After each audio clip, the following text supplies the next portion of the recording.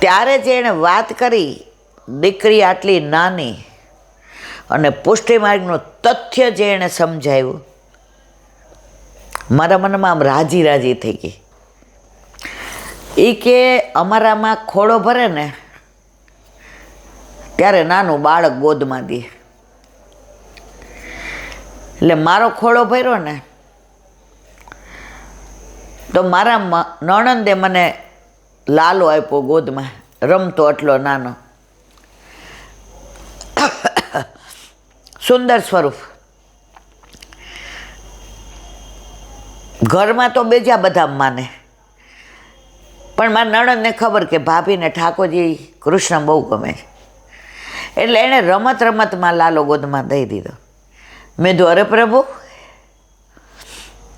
અને પછી મેં મારા રૂમમાં સેવા ચાલુ કરી, પણ કેવી 20 મિનિટવાળી, કે ઘરમાં કોઈને ખબર ન પડે. પણ મારા મિસ્ટર મારા પ્રભુએ મને અનુકૂળ આપ્યા છે.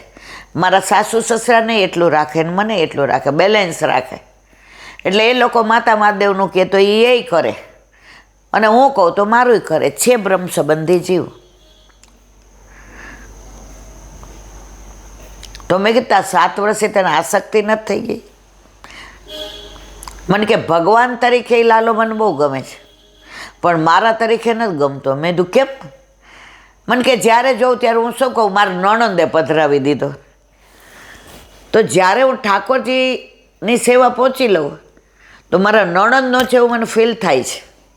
તો હું પોસ્ટ કરાવું તો સેવા તો બધી મારા નણંદને જાય. એટલે મારે એ ઠાકોરજી પોસ્ટ નથી કરાવવા. મારે અહીંથી ને સરસ સ્વરૂપ લઈ જવું છે. કેવું હોય એ સેજ મને કહો. હજી મારા રોમાંચ ખડા થાય છે કે વલ્લભનું સ્વપ્ન હતું ને, ઘરે ઘરે મંદિર હોય એટલે મંદિર દોડવું ના પડે. વલ્લભે એટલે તો એકેય મંદિર નથી બંધાવ્યું. ક્યાંય હવેલી જોઈ વલ્લભે બંધાવી? ગુસાઈજીએ, ગોકુળનાથજીએ, હરિરાયજીએ. કેમ? ઘરે ઘરે મંદિર હોય એટલે દોડાદોડી કરવાની જરૂર નહીં. તમારા ઘરે તમારા માથે તમારા ઠાકોરજી હોય. યુવાન થાય ને એટલે બહુ માગ આવે. મામાનો ફોન આવે, બેન આ છોકરો સારો છે. કાકાનો ફોન આવે, ભાભી આ છોકરો સારો છે. થઈ જાય પછી કોઈ ક્યાંનું કરવું હોય તો કહેજો. હે મારવાલા સાચું કહેજો. તો આપણા ઘરે આપણા માથે આપણા ઠાકોરજી આવ્યા, પધાર્યા, પછી કોઈ આપણને કહે હાલો નીલાબેન અમારા ધર્મમાં તમારું બહુ માન રહેશે, હાલો ઈલાબેન અહીંયા. આપણને જો એટલે સમજી જાય આપણા કામના નથી. અને જે એ બધાયના કામના નથી, એ મારા ઠાકોરજીના કામના છે. તો આ બધી અદ્ભુત લીલાઓ, રોજ નવા અનુભવ, રોજ નવા વૈષ્ણવ પોતાની મને વાતો કરે, ફોન કરે, વોઇસ મેસેજ, અને હું પુષ્ટ થાઉં છું. અહીંયા હું મારું કાંઈ નથી કહેતી. મને ક્યાં કાંઈ આવડે છે? વાકપતિ એકલો મારો વલ્લભ. આ બધા કઈ જાય એ મારો વલ્લભ વાણીમાં શ્રૃંગાર કરીને જે મને કેવડાવે છે હું કહું છું. ઘણા મને જોઈને એવા અહોભાવ થઈ જાય, વિહવળ થઈ જાય, આંખમાં આંસુ આવે. હું મારી જાતને સંભાળું. ઈલાબેન આમાં તમારું કાંઈ નથી હો. જરાય હોશિયારી કરીને મનમાં ઊંચા ન થતા. આહા, આ જે કાંઈ છે એ મારા ઠાકોરજી, મારા વલ્લભ, મારા યમુનાજી, મારા વિઠ્ઠલ, મારું વ્રજ, મારું રજ, આ બધાની કૃપા છે. મારા વલ્લભે મારું વરણ કર્યું છે. ઓલા ઇન્ટરવ્યૂ દેવા 800 જણા બેઠા હતા. ફેક્ટરીમાં ઇન્ટરવ્યૂ હતો. મહિને 2.5 લાખ પગાર. તમારા હાથ દુખે જ? 5 મિનિટ રહેવા દો 5 મિનિટ. તો ફેક્ટરીમાં ઇન્ટરવ્યૂ 800 જણા બેઠેલા, મહિને 2.5 લાખ પગાર. કોઈ મિનિસ્ટરની ઓળખાણવાળા હતા, કોઈ MLAની ઓળખાણવાળા હતા, કોઈ મેનેજમેન્ટની ઓળખાણવાળા હતા. એક છોકરો છેલ્લે વરસાદમાં દોડતો આવ્યો, પલળેલો હતો, કપડાય બહુ સારા નહોતા પહેર્યા, છેલ્લે બેઠો. એટલે બધા એની સામું જોઈને હસ્યા. ખોટો 2 કલાક બેઠો રહેશે, 2 કલાકે વારો આવશે. મારી પાસે તો મિનિસ્ટરની ઓળખાણ છે, મેળ તો મારો જ પડવાનો છે. ફટાફટ ઇન્ટરવ્યૂ લેવાવાળા ઓલા મિનિસ્ટરનો ઓળખાણવાળા લઈને આવ્યો તો એને કહે તમે બહાર બેસજો. છેલ્લે ઓલો છોકરો આવ્યો, કપડાં પલળેલા, વાળ અડધા ભીના હતા. મે આઈ કમ ઇન સર? યસ. એમાં મેઇન જે ઇન્ટરવ્યૂ લેવાવાળા હતા એને લાગ્યું કે આ ફેસ મને ક્યાંક જાણીતો લાગે છે. એણે પૂછ્યું તારું નામ કલ્પ છે? કલ્પ? હા. તો સત્યનો છોકરો છે? હા. હું ને સત્ય બેય તો લંગોટિયા દોસ્તાર, અમે એક થાળીએ જમતા હતા. કાગળિયા જોયા, કાલથી આવી જજે. મેન માલિક જે હતો એટલે બીજા તો બોલવાના જ ન હોય, બધાય કોંગ્રેચ્યુલેશન દીધા. બહાર આવીને 794 કીધું sorry friends, we select candidate who is this fellow. બધાય મોઢામાં આંગળા નાખી ગયા.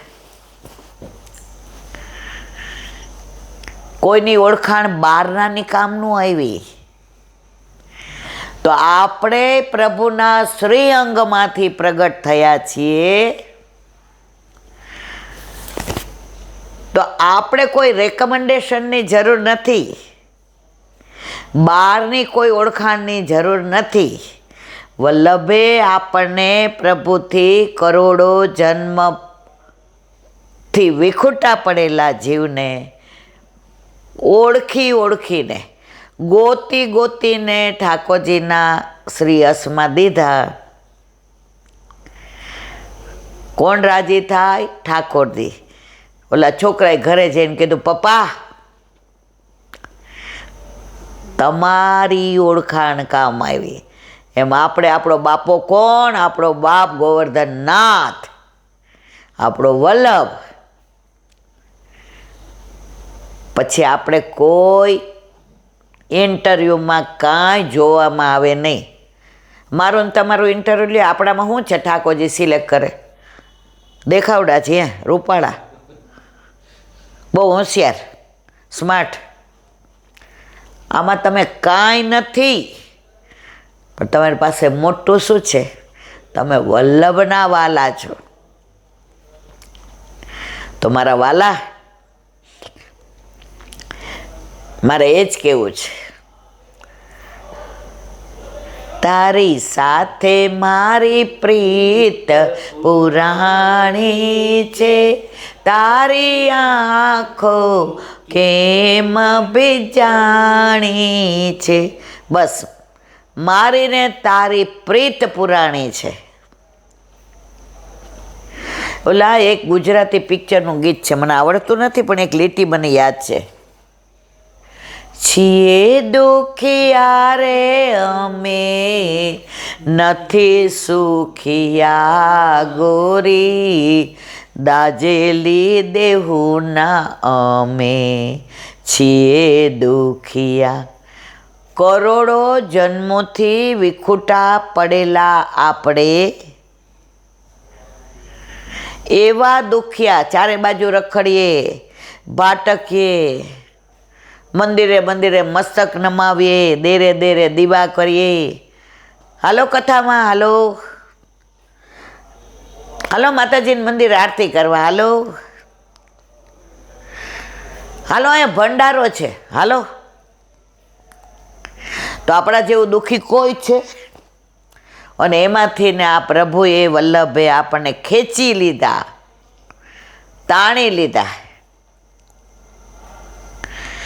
યમુનાજીની આરતી છે ને, ધન્ય શ્રી યમુના કૃપા કરી શ્રી ગોકુળ વ્રજ આપજો, વ્રજની રજમાં ઓહરની સંયમને શિર કરીને સાપજો.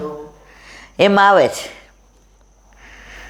લીધા અમને તાણી ધન્ય શ્રી યમુના કૃપા કરી શ્રી ગોકુળ વ્રજ સુખ આપજો. આપણે નદીમાં તણાતા હોઈએ, બધાય બૂમો પાડે, એ ઈલાબેનને બચાવો, ઈલાબેનને બચાવો, એ ડૂબી જશે, મરી જશે, વયા જશે, તણાઈ જશે.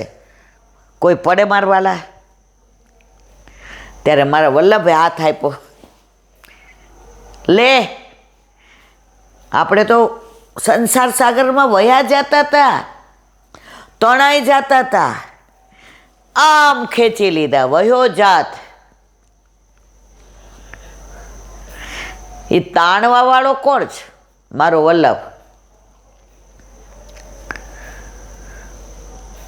હા, ઓમાં આવે છે ને, પરમ કૃપાળુ શ્રી વલ્લભ નંદન કરત કૃપા નિજ હસ્ત દે માથે, જે જન શરણ આયે અનુસરહી, ગ્રહી સોપત શ્રી ગોવર્ધનના,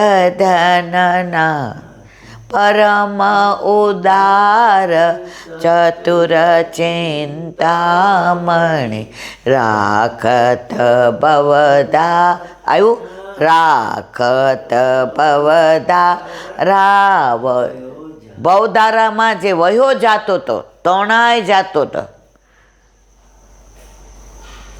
એને તાણીને લીધો. આપણને તાણે ને તો જ આપણે આવી એવા છીએ. હાય હાય, તાણે નહીં તો અમને જવા દો. આપણે હાથે ન આપ્યો, તણાતા હોઈએ ને, અમને સંસાર સાગરમાં બહુ આનંદ આવે છે. વલ્લભ હાથ એવો આમ ખેંચે ને, તણાવા ન દે. આ પુષ્ટિ માર્ગ છે મારવાલા.